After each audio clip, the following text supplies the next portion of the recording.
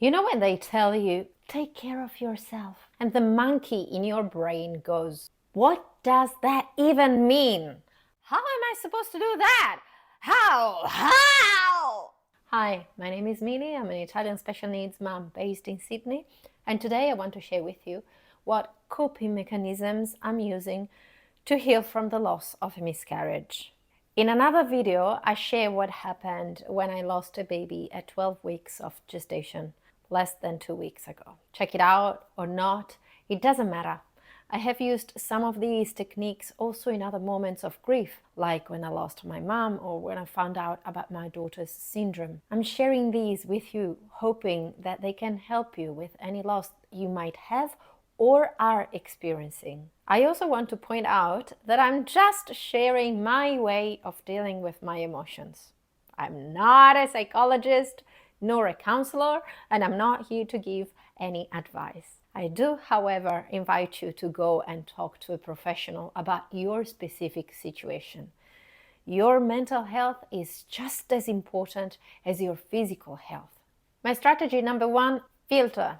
First of all, I filter who to talk to, which and how many messages I want to read and reply to, and then leave out all the rest until I feel better. Even if the people around you are well-intentioned, even if you know that what they are going to tell you or text you is very sweet and kind, it doesn't necessarily mean that it would help you feel better. Let me use a metaphor. If you are in quicksand and one person hands you a branch to help you get out, it might help you or not. You see it, you make a judgment, and you take action. But if you have a dozen different people who hand you branches, it might get confusing. Most likely, not all of them have the same good grip, and you might end up holding on to something that doesn't support you. And then you try another, but you keep having branches all around you, and it becomes hectic, overwhelming. And most of all, it keeps reminding you that you are drowning in quicksand, which is not actually giving you the strength to see a clear action in front of you and decide to pull yourself out of trouble. What I'm trying to say is that spending your days of deepest sorrow, reading and replying to messages, answering calls, repeating over and over again the same story right when it hurts you the most is a bad idea. It's going to keep you in a loop of constant grief. Just don't do it. Select the support you need from the few you are sure that are actually going to be helpful, and delay your communications with the rest. It's your choice and it's absolutely valid. Those who just want you to get better will understand and respect your decision. Those who will get offended because you picked others before them probably wouldn't have been such a comfort anyway, as they are clearly projecting their needs onto your loss. Strategy number two, prevent. Another tool that I'm using is identify and prevent triggers. For example, I chucked in a box everything that was clearly telling me, you were pregnant, but you're not anymore. Maternity clothes, the documents from the midwife, the pregnancy test that I took when I found out that I was pregnant, everything that reminds you of your loss and that you don't have to use in the short term, chuck it away somewhere and leave it there until you're ready to deal with it. Out of sight, out of mind. Moreover, I pick very carefully what to watch on TV if I want to watch a movie or a series. Same goes with music.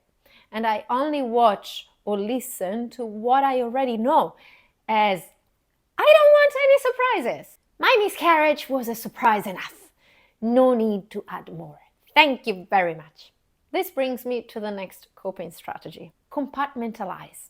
Sometimes you can't isolate from the world, nor hide a few things that could remind you of your loss. In this case, you need to learn how to compartmentalize. This is something that performing artists learn with years of practice or studying performing skills.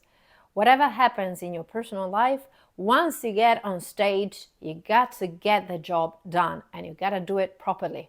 So that's what I did. I kept driving my daughter to therapies as usual. She has no fault in this. Nobody does, really. And it wouldn't have been fair to her to disrupt her routine just because I was experiencing a loss. Also, consider this. If I allowed my grief to affect our relationship, I wouldn't have enjoyed all the beautiful new things that she's learning in these days. She's so close to taking her first steps alone. I certainly don't want to miss that. If I ever did allow the miscarriage to distract me from my daughter, I would have ended up with two losses. I would have lost a baby, and I would have lost these magical memories that our girl is gifting us every day. Nuh-uh. Not happening. I am working on my grief with time and patience. When I can take time for myself and go through all those tough emotions. When I have to be present and focused on my family or on my work, I'm not allowing intrusive thought to ruin my life. I literally visualize a door that I'm shutting in the face of those emotions. Sorry, I'm not available right now. We'll take care of you later. Bye, Felicia. Work. Did she say she wants to focus on work? Is she serious? Oh, yeah. Staying productive, no matter what, is one of the coping strategies that I prefer. It's so counterintuitive, and it's really not how I was brought up. But that's who I am, and therefore I will use it. It is true that I took a week off from teaching Zumba when I found out about the miscarriage. But the main reason is that on my Zumba playlists, I had way too many triggers. Songs where I was already rubbing my bump because it was going well with the lyrics, or songs whose vibes were reminding me of the expectations of the pregnancy. I needed to freshen up my repertoire, and in 5 days I created 2 brand new playlists for a total of 32 new choreographies with no triggers whatsoever. Is that crazy? Maybe, but I am a little bit crazy. But it was also incredibly helpful because every time I was studying new choreographies, I was reminding myself that I wasn't just an expecting mom. I'm so much more. I'm also a Zumba instructor, a special needs mom, an entrepreneur with a new print-on-demand business, a content creator with so many projects in mind. Not to mention that exercising is very good to stay active and get back in shape. Do what reminds you of your bigger purpose in life, whatever that might be. Who cares if it looks like crazy from the outside? Feels good, heals your soul, opens your mind, go for it. Gratitude. Another tool that might help you heal your soul is practicing gratitude. I choose to be grateful even when I'm rock bottom, because in the world, there's someone who's experiencing much worse. Yes, my miscarriage is a big loss, but I'm not the only one who has had a miscarriage. In fact, it's very common. What about those women who experience multiple miscarriages over and over again? What about those women who experience infertility and would give everything to become mothers? Yes, my feelings are valid. My loss is intense and I want to acknowledge it. However, I also choose to acknowledge that I still have so many gifts in my life that were given to me and that others don't have. Once I put my sorrow into perspective, it still hurts, but not as much. Darkness doesn't look as dark once I remind myself of the many lights I have in my life. This sense of gratitude gives great comfort to my heart. A technique that gives relief to my brain, on the other hand, is a sense of humor. Some people don't use a sense of humor much. It is also true that when you're deep into grief, when you're heartbroken, there's not much space left for laughter. But if you can find ways to see the awkward and the funny around you, if you're able to smile about those things, please do. Whenever you can, please find ways to have a good, genuine laugh. Smiling will automatically remind to your brain how good it feels compared to crying. You don't have to smile all the time, sure. But you also don't have to cry all the time. They are equally natural and important responses of your body to the emotions you feel. They are both therapeutical. Oh, you got what I mean. They're both therapeutical in their own ways. But let's be honest, laughing is so much more fun than crying. Speak up. The last coping technique I use is sharing videos like this one, like the one where I talk about my miscarriage. It's not easy to share your vulnerability, especially in times like these, where everything is so edited, everything has tons of filters and AI.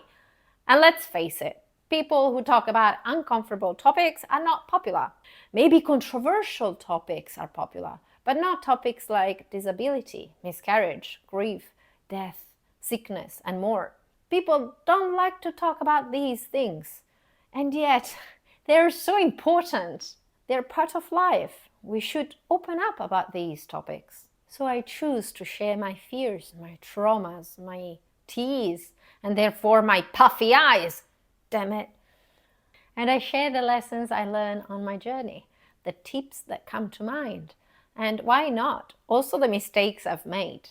I always think, what if on the other side of the screen there's someone who's gone through exactly the same thing, and because they find me, they feel less alone? What if my tips can inspire them to try something new, and this actually helps them? So speak up. Talk about what's important to you. You don't have to do it in front of a camera. You can just open up with friends and family, with colleagues, with schoolmates. You can even start with a journal, as long as it's not dragging you down, and then expand from that. Well, you can also share these or other videos of mine if you prefer. Just saying. Certainly, if you reckon that this video can help others, please give it a like and subscribe to my channel. That would help me. Thanks! Stay safe. Ciao.